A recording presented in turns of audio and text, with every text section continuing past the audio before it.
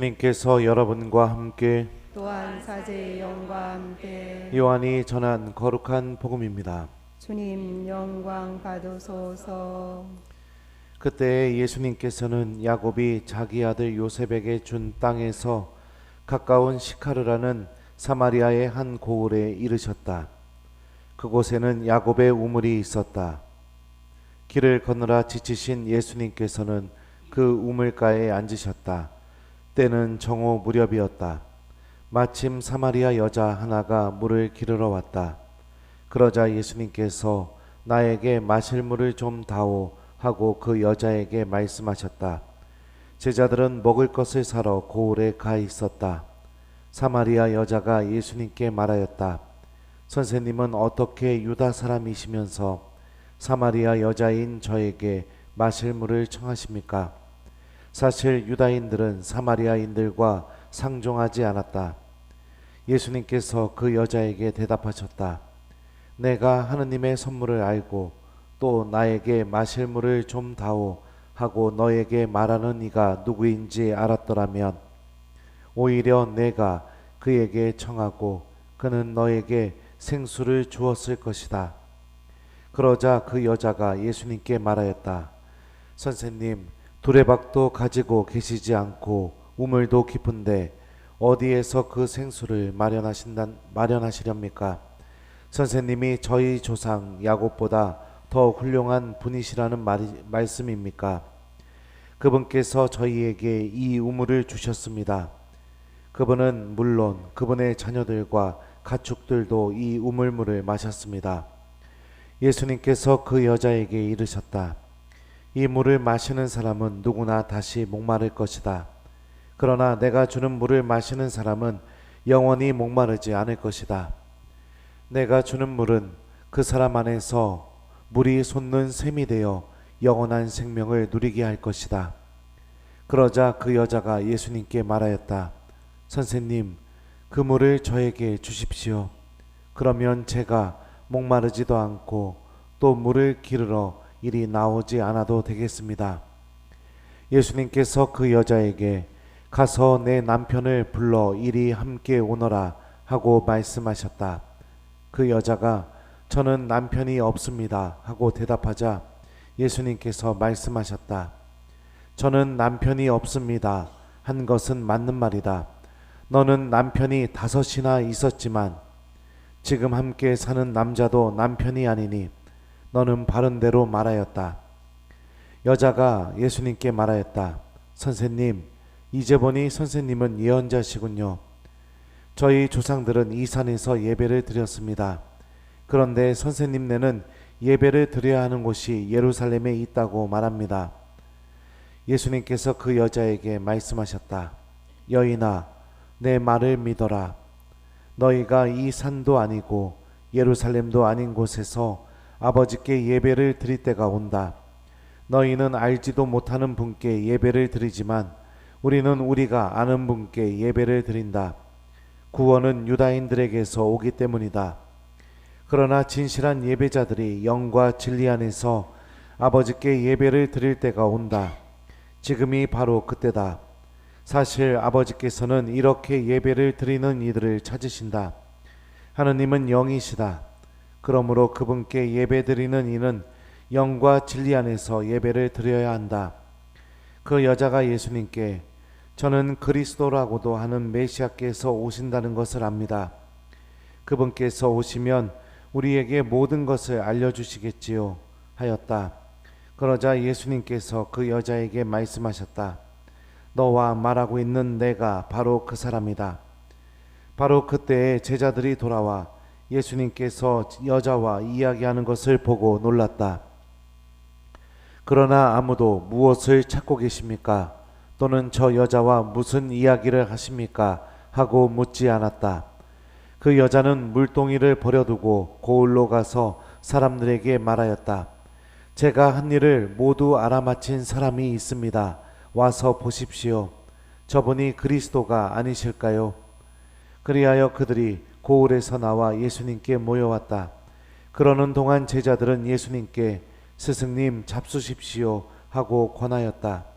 그러나 예수님께서 나에게는 너희가 모르는 먹을 양식이 있다 하시자 제자들은 서로 누가 스승님께 잡수실 것을 갖다 드리기라도 하였단 말인가 하고 말하였다.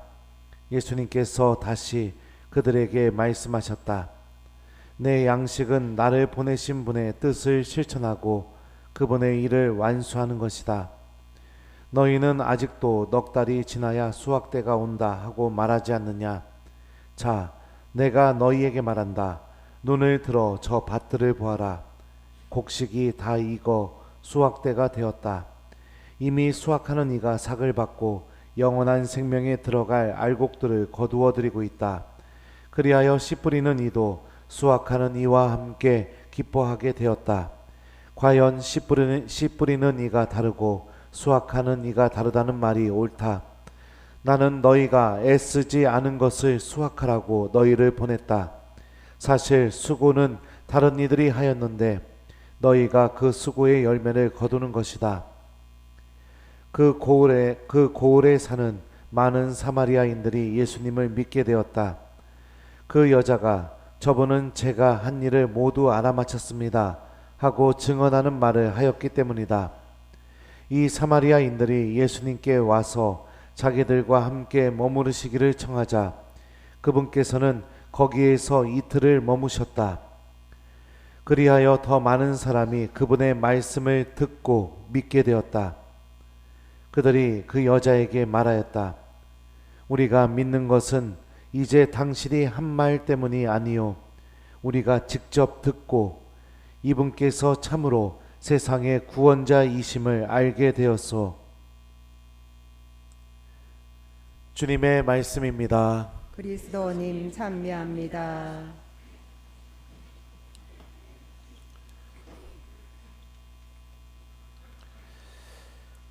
오소서 성령님.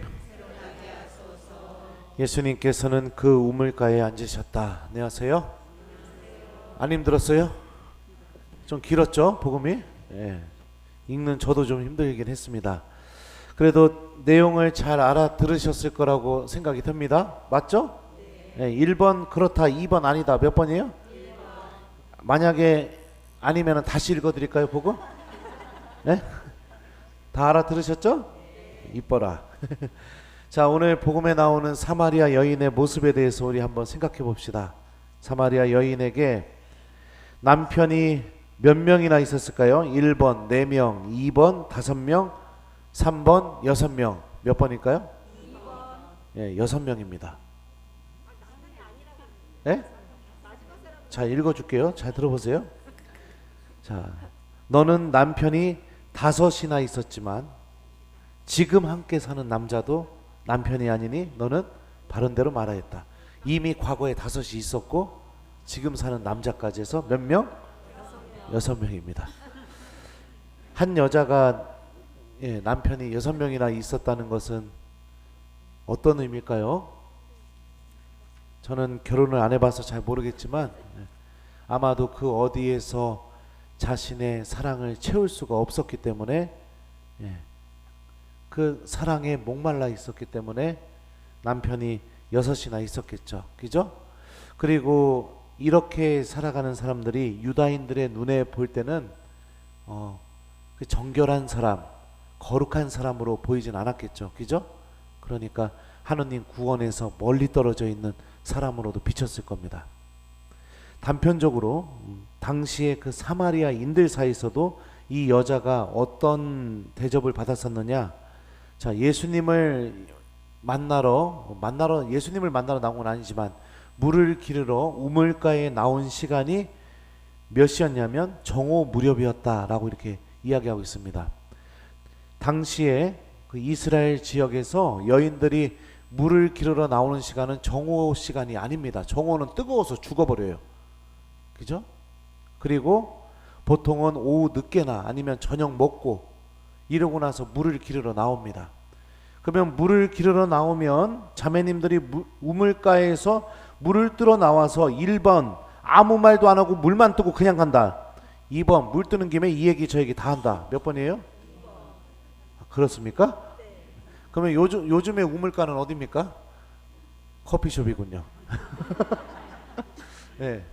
맞아요. 커피숍에서 이렇게 만나는 것처럼 자매님들이 물만 뜨는 게 아니라 거기서 뭐 자식 자랑도 하고, 예, 남편 자랑도 하고, 시어머니 자랑도 하고, 예, 예, 그러면서 이렇게 우물가에서 시간을 보내다가 그 다음날 마실 그 가족들이 마실 물을 다 떠가지고 이렇게 갔습니다.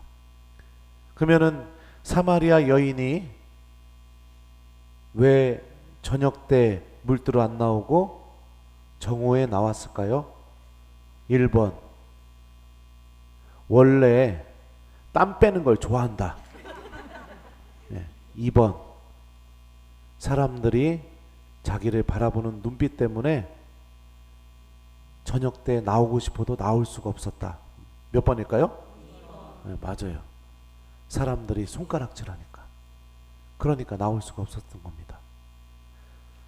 자신의 내면 안에는 그 사랑이 채워질 수 없는 목마름이 있었었고, 사람들의 눈에는 손가락질 당할 정도로, 예, 그렇게 거룩한 삶을 살지 못했었고, 신앙적으로 봤을 때도 유다인들의 눈에서 보면은 구원에서 아주 멀리 떨어져 있는 그런 사람으로 여겨졌겠죠. 바로 사마리아 여인은 그런 사람을 의미합니다. 채울 수 없는 사랑, 사랑에 굶주려져 있고, 그리고 사람들로부터 손가락질 당하고 있고, 그리고 하느님 구원으로부터 멀리 떨어져 있는 사람. 자, 근데 너무나 신기한 것은 예수님이 이런 사마리아 여인을 어떻게 만나주는지, 이게 아주 놀랍습니다. 자, 예수님과 사마리아 여인이 만난 장소는 1번 우물가, 2번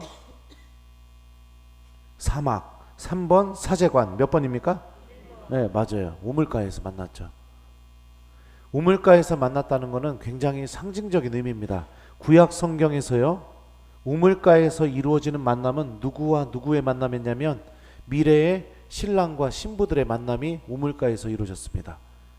그래서 아브라함의 종과 이삭의 부인이 될 레베카가 우물가에서 만났습니다. 또 야곱과 라헬이 우물가에서 만났어요. 모세와 치포라가 우물가에서 만났습니다. 그러니까 우물가에서 남자와 여자가 만난다는 것은 구약 성경에서는 신랑과 신부될 사람들이 만나는 그 만남이라는 것을 의미합니다. 그러면은 예수님이 우물가에서 사마리아 여인을 만나준다는 것은 죄인들, 끝도 없는 목마름을 갖고 있고 거룩함에서 멀어져 있는, 그래서 죄를 질 수밖에 없는 그 죄인들을 어떻게 만나주시느냐? 심판하기 위해서, 단죄하기 위해서, 벌 주기 위해서 만나주시는 게 아니라 죽을 때까지 사랑해 줘야 할 대상으로 만나준다는 거죠. 우리 형제님들, 그렇죠. 자매님들하고 결혼할 때 어떤 마음이었어요? 1번, 아무 마음이 없었다. 2번, 나는 이 여자를 위해서 모든 것을 다 바쳐서 사랑하려고 그 마음을 갖고 자매님을 만났다. 형제님들 대답해 보세요. 몇 번이에요?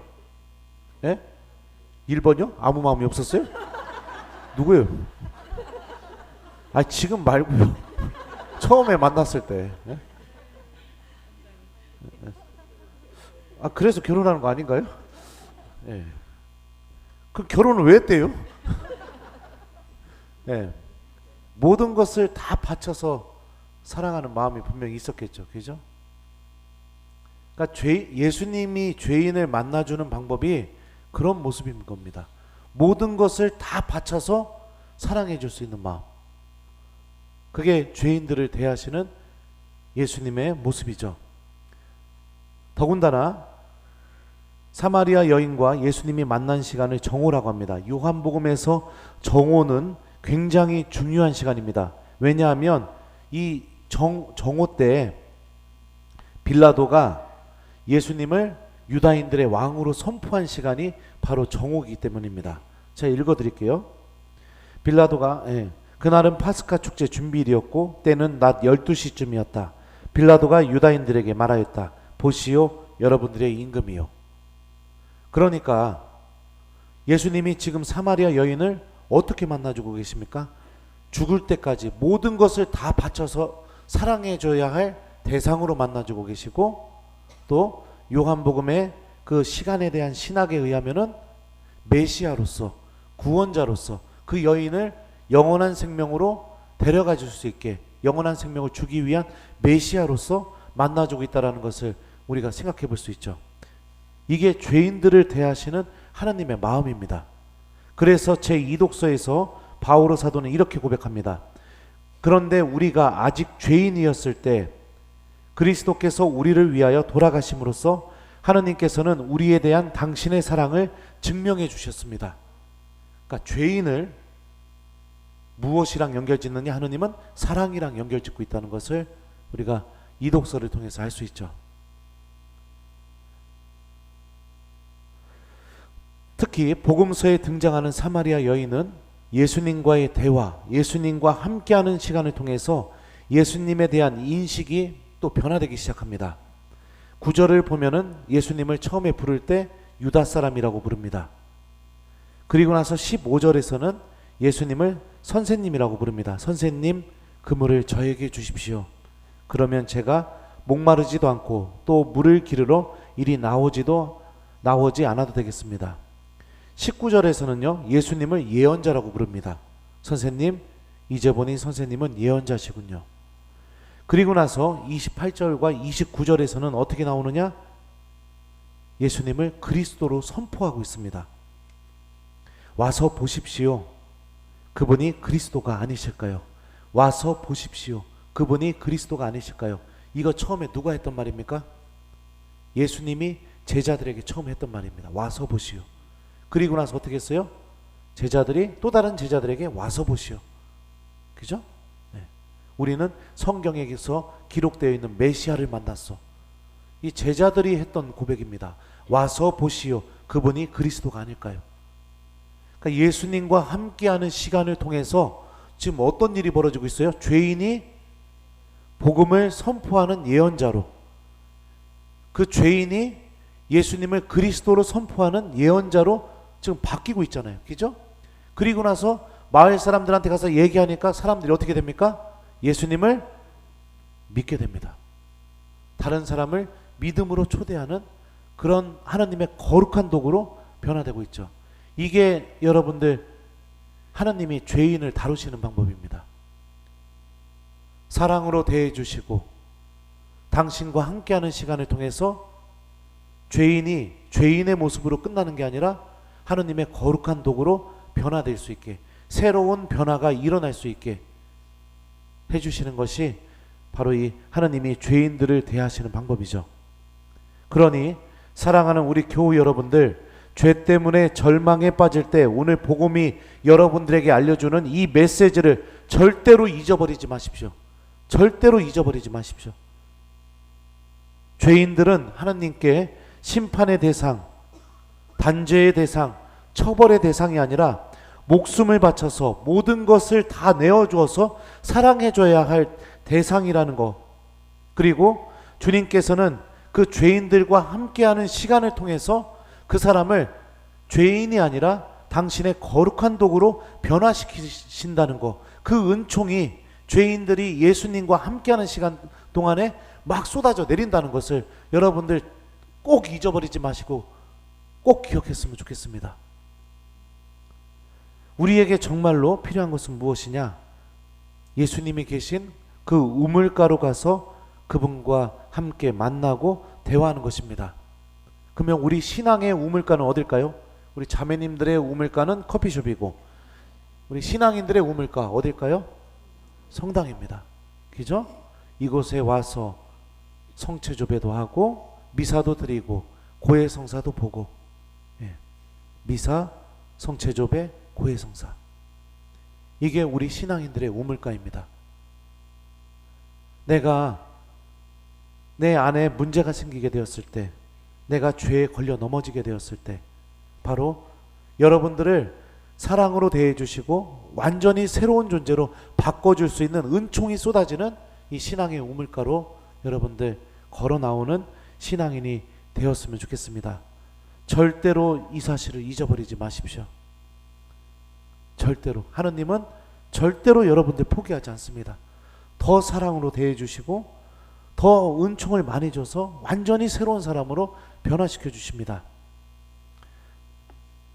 우리에게 필요한 것은 주님께서 이런 분이시라는 것을 우리가 믿고 그분께 다가가는 거죠. 아담과 하와가 죄를 저지르고 나서 숨어버리게 되는 거, 그 하나님 앞에서 숨어버리는 삶은 은총도 없고 내 영혼이 새롭게 변화될 수 있는 기회도 없습니다. 병이 생기게 되면 누구한테 가나요?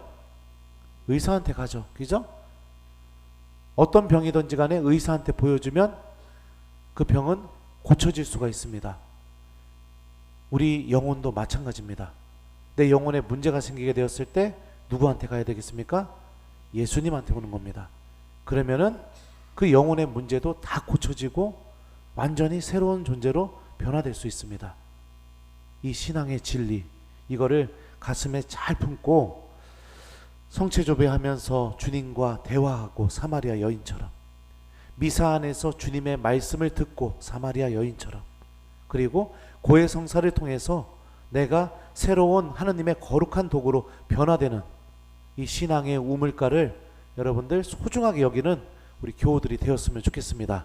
숙제 드릴게요. 일주일 동안 여러분들 성당에 좀 자주 오려고 노력해보기, 이거를 숙제로 드리도록 하겠습니다. 아셨죠? 그래서 와서 사마리아 여인처럼 예수님과 대화도 해보시고, 아니면은 평일 미사도 한번 나와보셔서 사마리아 여인처럼 예수님의 말씀도 좀 들어보시고, 아니면 고해성사를 잘 준비해서 고해성사를 통해 내가 정말 세상에서 완전히 깨끗한 그런 사람으로 다시 변화될 수 있는 은총을 좀 누려보시고, 어떤 것이 됐던 우리 신앙의 우물가인 이 성전으로 이번 한 주간 동안 자주 오도록 노력해봤으면 좋겠습니다.